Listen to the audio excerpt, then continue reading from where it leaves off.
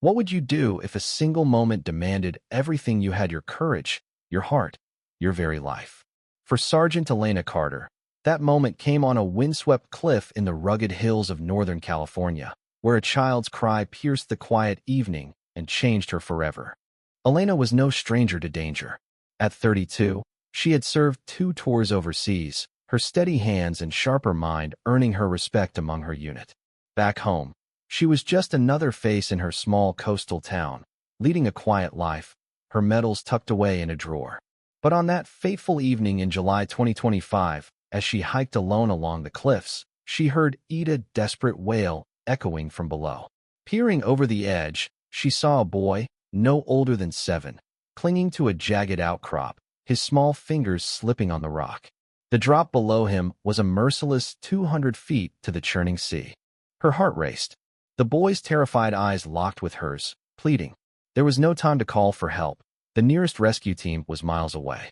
Elena's training kicked in, but this wasn't a battlefield.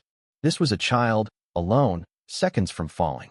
She shed her jacket, tied a rope from her pack to a sturdy tree, and tested its hold. The wind howled, as if daring her to act. Without hesitation, she descended, her boots scraping against the cliff face. The boy, whose name she'd later learn was Timmy, was trembling, his face streaked with tears. "Hold on, kid," Elena called, her voice steady despite the adrenaline. She reached him just as his grip faltered, wrapping an arm around his small frame. The rope held, but the rock was unstable. A chunk broke free, and for a heart-stopping moment, they swung precariously.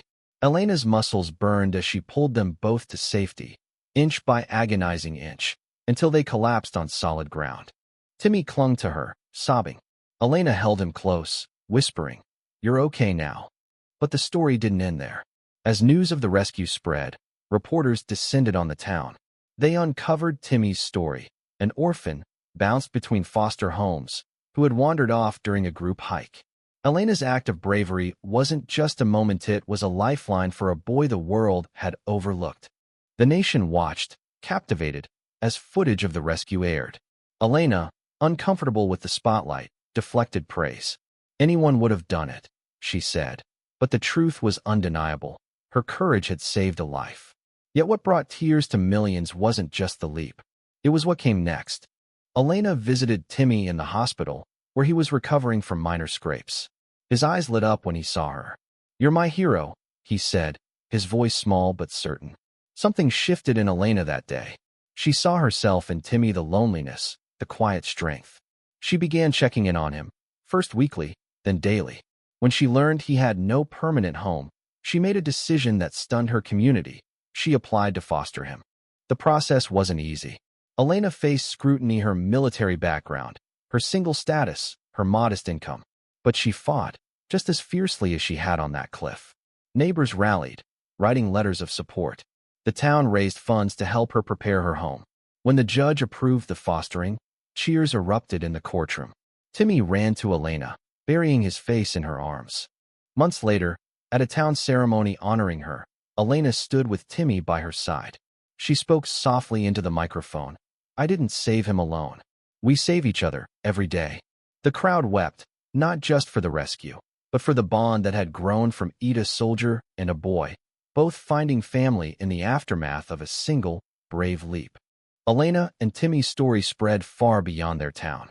It reminded a fractured nation of what courage and compassion could do. Schools invited Elena to speak, and Timmy, now thriving, would sometimes join her, proudly holding her hand. Their story wasn't just about a moment of heroism. It was about what happens when one person chooses to keep showing up. As Elena tucked Timmy into bed one night, he asked, "Why'd you jump for me?" She smiled, brushing his hair back. "Because you were worth it, kid. Always will be." And in that quiet moment, the nation's tears were not just for the past, but for a future where love and bravery could rewrite a life.